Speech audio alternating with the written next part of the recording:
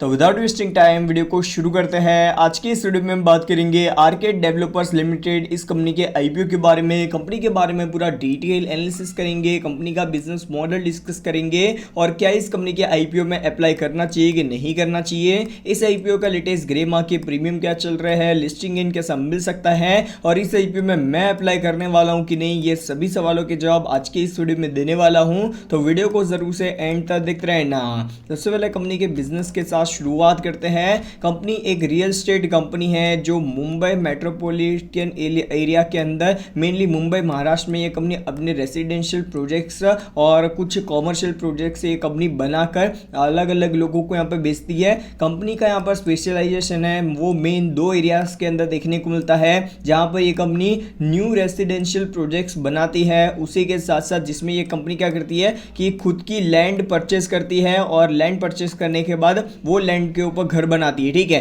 तो वो यहाँ पर इस कंपनी की एक स्ट्रेटेजी है। और दूसरा एरिया है रीडेवलपमेंट प्रोजेक्ट्स, जहाँ पर जो ऑलरेडी यहाँ पर जो मकान बने हुए होते हैं, बिल्डिंग्स बनी हुई होती है जो पुरानी हो चुकी है 15 20 30 40 50 साल पुरानी, तो वो बिल्डिंग्स को पूरी तरीके से डिस्ट्रॉय करने के बाद नई बिल्डिंग्स को खड़ा करना। और वहाँ से ये कंपनी क्या करती है कि जो पुरानी बिल्डिंग्स होती है ना, वो यहाँ पर वैसे छोटी साइज में होती है, साइज में छोटी होती है, 2 4 5 माल की होती है, और जो नई बिल्डिंग्स बनाई जाती है वो 15 20 25 माल की बनाई जाती है। जो ऊपर का जो पार्ट बचता है वो इनका प्रॉफिट होता है। तो इस हिसाब से यहाँ पर रीडेवलपमेंट प्रोजेक्ट्स भी ये कंपनी करती है। ठीक है, बाकी यार इस कंपनी के प्रोजेक्ट्स की बात करें जो इस कंपनी ने पिछले 20 सालों में डिलीवर किए हैं, तो यार 28 से ज़्यादा प्रोजेक्ट्स इस कंपनी ने पिछले 20 सालों में कंप्लीट किए हैं, जिसमें 4000 से भी ज़्यादा हैप्पी कस्टमर, मतलब 4000 से भी ज़्यादा कस्टमर्स को इन्होंने ये प्रोजेक्ट्स के जो घर है मकान है वो बेचे हैं। ठीक है,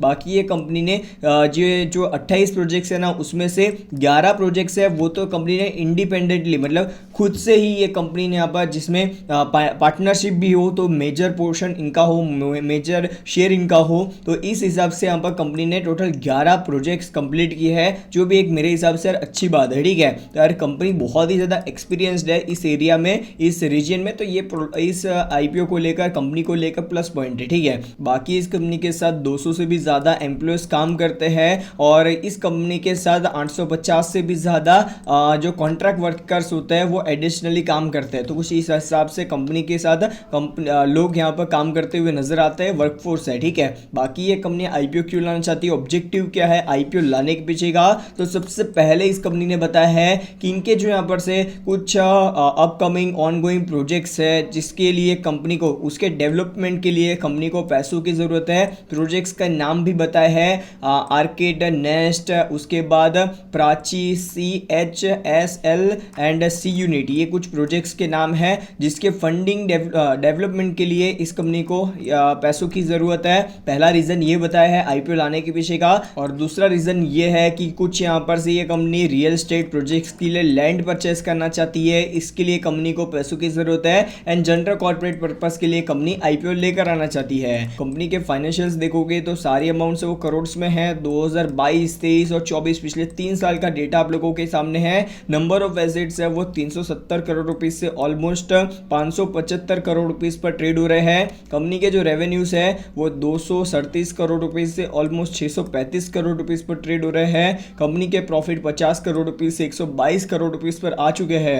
नेटवर्क में भी ऑलमोस्ट दुगनी बढ़ोतरी है पिछले 3 सालों के अंदर। रिजर्व्स की बात करें तो कंपनी के पास 171.4 करोड़ रुपीस अवेलेबल है और कर्जा कंपनी के ऊपर 69.41 करोड़ रुपीस का देखने को मिलता है। तो ओवरऑल कंपनी के फाइनेंशियल अच्छे नजर आ रहे हैं। बाकी से आईपीओ की बेसिक डिटेल्स की बात करें तो 16 सितंबर को आईपीओ शुरू हुआ था। 19 सितंबर को शाम के 4:30 बजे तक इस आईपीओ में आप लोग अप्लाई कर पाएंगे।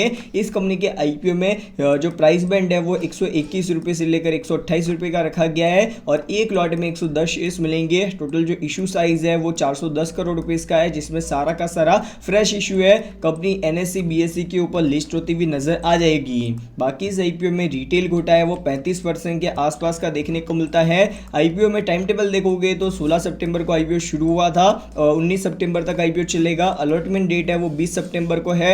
23 सितंबर को initial refund date and demat account में शेयर्स क्रेडिट होंगे और 24 सितंबर को सुबह 10 बजे ये कंपनी शेयर बाजार में लिस्ट होती हुई नजर आ जाएगी। आईपीओ में मिनिमम इन्वेस्टमेंट एक लॉट अप्लाई करने के लिए 14,080 रुपीज़ का देखने को मिलता है, जिसमें 110 शेयर्स 110 शेयर्स मिलते हुए नजर आएंगे।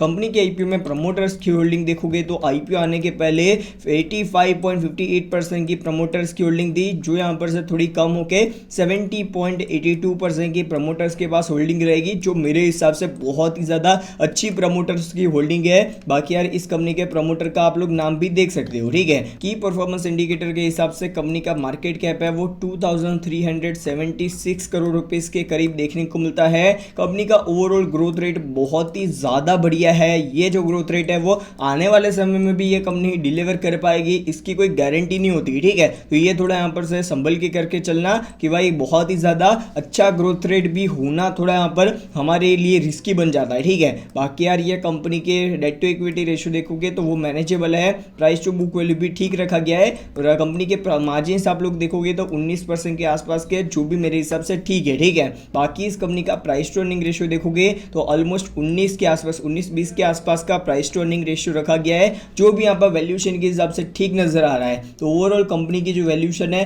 वो ठीक नजर आ रही है, ना बहुत अच्छी ना बहुत बुरी, इस प्रकार की वैल्यूएशन के ऊपर कंपनी आईपीओ ला रही है, ठीक है। बाकी इस कंपनी के आईपीओ में पहले 2 दिन के सब्सक्रिप्शन देखोगे तो यार क्यूएबीएस के द्वारा 0.47 टाइम का सब्सक्रिप्शन, एनआईएस के द्वारा 29.99 टाइम का सब्सक्रिप्शन, रिटेलर्स के द्वारा 21.4 टाइम का subscription and total subscription 17.41 times का देखने को मिल जाता है। और ग्रेमा के प्रीमियम की बात करें तो वो 86 रुपीज पर ट्रेड हो रहे हैं और लिस्टिंग गेन 67% के आसपास मिलने की पॉसिबिलिटीज है। आप लोग इस आईपीओ में लिस्टिंग गेन पर्पस के लिए अप्लाई करना चाहते हो कर सकते हो। आईपीओ अच्छा नजर आ रहा है, 15,000 रुपए आप लोग लगा रहे हो, 14-15,000 रुपए, तो उसके ऊपर अराउंड 9 से 10,000 रुपए के आसपास का प्रॉफिट मिल सकता है, जिस हिसाब से अभी के लिस्टिंग गेन शो कर रहे हैं। बाकी मार्केट की कंडीशन आने वाले समय में बेहतर होती है, आईपीओ में सब्सक्रिप्शन अच्छा होता है तो इस आईपीओ में और भी ग्रेमा के प्रीमियम में इंप्रूवमेंट आ सकता है। बाकी मैं तो आप लोगों को एक चीज जरूर से बोल सकता हूं, इस आईपीओ में आप लोग लिस्टिंग इन पर्पस के लिए या शॉर्ट टर्म मीडियम टर्म के लिए आप लोग हाई रिस्क के साथ इन्वेस्टमेंट करना चाहते हो